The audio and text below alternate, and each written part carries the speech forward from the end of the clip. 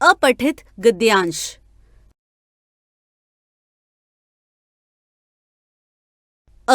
जोड़े पठित का अर्थ है जो पहले पढ़ा नहीं गया है, अर्थात जिस रचना को पहले पढ़ा नहीं गया हो उसे अपठित गद्यांश कहते हैं। ये गद्यांश पाठ्यक्रम से भिन्न किसी पुस्तक या पत्रिका से लिए जाते हैं।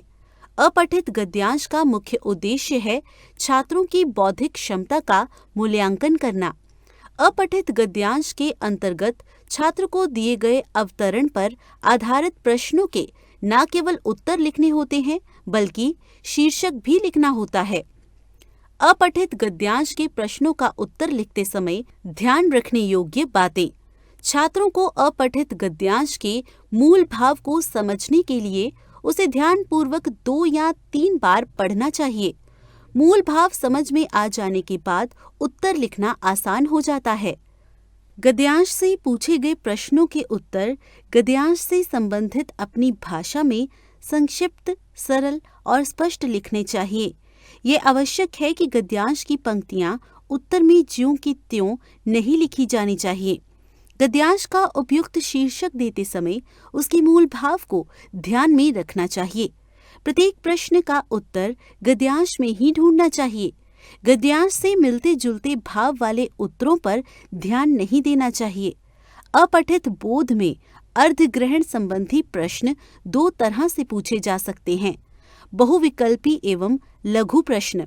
बहुविकल्पी प्रश्नों के उत्तर देते समय निकटस्थ उत्तर को चुनना होता है। निम्नलिखित अपठित गद्यांशों को ध्यानपूर्वक पढ़ें और उत्तर लिखकर अभ्यास करें।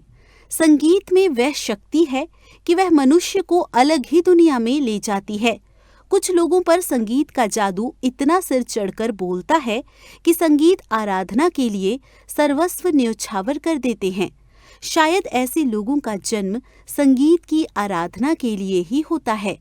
ऐसे ही एक महान हिंदुस्तानी शास्त्रीय गायक पंडित भीमसेन जोशी थे, जिन्होंने अपनी गायकी से सबका मन मोह लिया। पंडित जी का जन्म 4 फरवरी 1922 को कर्नाटक के गडग में हुआ।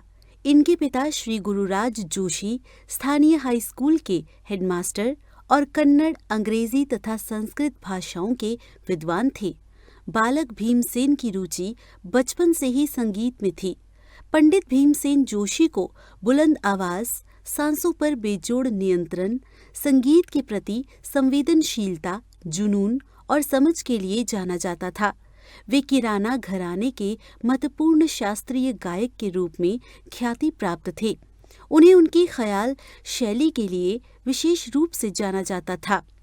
भारतीय शास्त्रीय गायन के क्षेत्र में अपने अभूतपूर्व योगदान के लिए पंडित जी को अनेक पुरस्कारों सन 1972 में उन्हें पद्मश्री, 1985 में पद्म भूषण तथा 1999 में पद्म विभूषण से सम्मानित किया गया।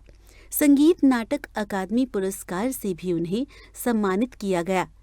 यही नहीं, वे ऐसे दूसरे शास्त्रीय गायक थे जिन्हें भारत रत्न से भी सम्मानित किया गया। उनसे पहले यह पुरस्कार MS सुब्बलक्ष्मी को मिला था। प्रश्न: पंडित जी का जन्म कहाँ हुआ था? उत्तर: मुंबई, उत्तर प्रदेश, आसाम, कर्नाटक। पंडित जी किस घराने के शास्त्रीय गायक थे? राजघराना, किराना घराना, ग्वालियर घराना, बनारस घराना। पंडित जी को उनकी किस शैली के लिए पहचाना जाता था? बुलंद आवाज, संगीत आराधना, ख्याल शैली। पंडित भीमसेन को सन 1985 में किस पुरस्कार से सम्मानित किया गया? पद्म भूषण, पद्मश्री, पद्म विभूषण, भारत रत्न। पंडित भीमसेन जोशी को किसके बाद भारत रत्न से सम्मानित किया गया? श्यामदास चटर्जी, MS सुब्बलक्ष्मी, अजॉय चक्रवर्ती। शांति स्वरूप भटनागर का जन्म 21 फरवरी 1894 में ब्रिटिश भारत के शाहपुर जिले, अब पाकिस्तान में, के भेरा में एक हिंदू कायस्थ परिवार में हुआ था। सन 1921 में उन्होंने डॉक्टर ऑफ साइंस DSc की उपाधि भी अर्जित कर ली। डॉक्टर शांति स्वरूप भटनागर एक प्रसिद्ध भारतीय वैज्ञानिक थे जिन्होंने भारत में राष्ट्रीय प्रयोगशालाओं की स्थापना में प्रमुख भूमिका निभाई। स्वतंत्रता के उपरांत होमी जहांगीर भाभा, प्रशांत चंद्र महलानोबिस, विक्रम साराभाई और दूसरे अन्य वैज्ञानिकों के साथ साथ डॉक्टर भटनागर ने भी देश में विज्ञान एवं प्रौद्योगिकी के आधारभूत ढांचे और नीतियों को बनाने में महत्वपूर्ण भूमिका निभाई। उन्होंने कई युवा और होनहार वैज्ञानिकों का मार्गदर्शन किया और उन्हें प्रोत्साहित भी किया। इनमें श्यामदास चटर्जी, शांतिलाल बनर्जी और आशुतोष मुखर्जी शामिल थे। वे रमन इफेक्ट पर सीवी रमन और के.एस. कृष्णन द्वारा किए जा रहे कार्यों पर भी गौर करते थे। देश की आज़ादी के उपरांत सन 1947 में शांति स्वरूप भटनागर के नेतृत्व में वैज्ञानिक एवं औद्योगिक अनुसंधान परिषद PSIR की स्थापना की गई और उन्हें CSIR का प्रथम महानिदेशक भी बनाया गया। उन्हें विश्वविद्यालय अनुदान आयोग UGC का पहला अध्यक्ष भी बनाया गया। भारत में विज्ञान और शोध के क्षेत्र में उनके योगदान के लिए वैज्ञानिक एवं औद्योगिक अनुसंधान परिषद CSIR ने सन 1958 में शांति स्वरूप भटनागर पुरस्कार की स्थापना की। यह पुरस्कार उन वैज्ञानिकों को दिया जाता है जिन्होंने विज्ञान के क्षेत्र में महत्वपूर्ण योगदान दिया हो। डॉक्टर भटनागर को शोध प्रयोगशालाओं का जनक कहा जाता है। उन्होंने भारत में अनेकों बड़ी रासायनिक प्रयोगशालाओं की स्थापना में महत्वपूर्ण भूमिका निभाई। डॉक्टर भटनागर ने भारत में कुल 12 राष्ट्रीय प्रयोगशालाएं स्थापित की, जिनमें प्रमुख इस प्रकार से हैं: केंद्रीय खाद्य प्रोसेसिंग प्रौद्योगिकी संस्थान मैसूर, राष्ट्रीय रासायनिकी प्रयोगशाला पुणे, राष्ट्रीय भौतिकी प्रयोगशाला नई दिल्ली, राष्ट्रीय मेटलर्जी प्रयोगशाला जमशेदपुर, केंद्रीय ईंधन संस्थान धनबाद। भारत सरकार ने डॉक्टर शांति स्वरूप भटनागर को विज्ञान एवं अभियांत्रिकी क्षेत्र में पद्म भूषण से सन 1954 में सम्मानित किया। प्रश्न: डॉक्टर शांति स्वरूप भटनागर का जन्म कब, कहाँ और किस परिवार में हुआ? उत्तर: डॉक्टर शांति स्वरूप भटनागर का जन्म 21 फरवरी 1894 को शाहपुर जिले अब पाकिस्तान के भेरा में एक हिंदू कायस्थ परिवार में हुआ था। डॉक्टर शांति स्वरूप भटनागर को किस संस्था का प्रथम महानिदेशक बनाया गया? डॉक्टर शांति स्वरूप भटनागर को वैज्ञानिक एवं औद्योगिक अनुसंधान परिषद का प्रथम महानिदेशक बनाया गया। डॉक्टर शांति स्वरूप भटनागर ने कितनी रासायनिक प्रयोगशालाओं की स्थापना की? डॉक्टर शांति स्वरूप भटनागर ने 12 रासायनिक प्रयोगशालाओं की स्थापना की। डॉक्टर शांति स्वरूप भटनागर को शोध प्रयोगशालाओं का जनक क्यों माना जाता है? डॉक्टर शांति स्वरूप भटनागर को शोध प्रयोगशालाओं का जनक इसलिए माना जाता है क्योंकि उन्होंने 12 राष्ट्रीय प्रयोगशालाओं की स्थापना की। डॉक्टर शांति स्वरूप भटनागर को पद्म भूषण से कब सम्मानित किया गया? डॉक्टर शांति स्वरूप भटनागर को पद्म भूषण से सन 1954 में सम्मानित किया गया। हजारी प्रसाद द्विवेदी को भारतीय संस्कृति का आख्याता कहा जाता है।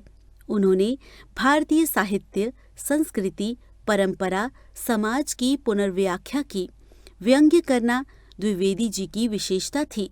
व्यंग्य और हास्य उनकी रचनाओं में जहाँ तहाँ भरा पड़ा है।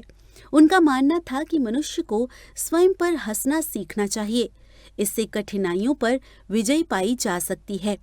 हंसमुख स्वभाव के हजारी प्रसाद द्विवेदी जी बड़े विनम्र थे। आज वे दुनिया में नहीं हैं, पर उनकी अनेक रचनाएं हमेशा उनका स्मरण कराती रहेंगी।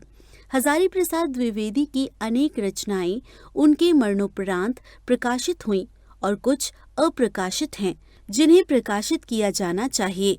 द्विवेदी जी मनुष्य को सर्वोपरि मानते थे। उन्होंने अपने निबंध में लिखा है, समूचे जन समूह में भाषा और भाव की एकता और सौहार्द का होना अच्छा है। इसके लिए ऐसे सेवाभावी व्यक्तियों की आवश्यकता है जो समस्त बाधाओं को स्वीकार करके काम करने में जुट जाएं। हजारी प्रसाद द्विवेदी नई पीढ़ी के लेखकों से संतुष्ट थे। वे लिखते हैं, मुझे इस बात की खुशी है कि नए साहित्यकार मनुष्य के दुख के प्रति सजग हैं और इस बात से व्याकुल हैं कि कहीं न कहीं कोई गलती अवश्य है जो इसको दूर करने के सारे प्रयत्नों को विफल बना रही है। प्रश्न, द्विवेदी जी के साहित्य में कौन सी प्रवृत्ति उजागर होती है? उत्तर, द्विवेदी जी के साहित्य में व्यंग्य शामिल होता था। द्विवेदी जी अपने पर हंसने को क्यों आवश्यक मानते थे? द्विवेदी जी का मानना था कि अपने पर हंसने से कठिनाइयों पर विजय प्राप्त होती है। द्विवेदी जी के स्वभाव की कोई दो विशेषताएं लिखें। द्विवेदी जी स्वभाव से हंसमुख और विनम्र थे। प्रकाशित का विलोम इसी गद्यांश में से खोजिए। प्रकाशित का विलोम शब्द अप्रकाशित है। द्विवेदी जी अपने लेखन में किसे सर्वाधिक महत्व देते थे? द्विवेदी जी अपने लेखन में भारतीय साहित्य एवं संस्कृति को सर्वाधिक महत्व देते थे।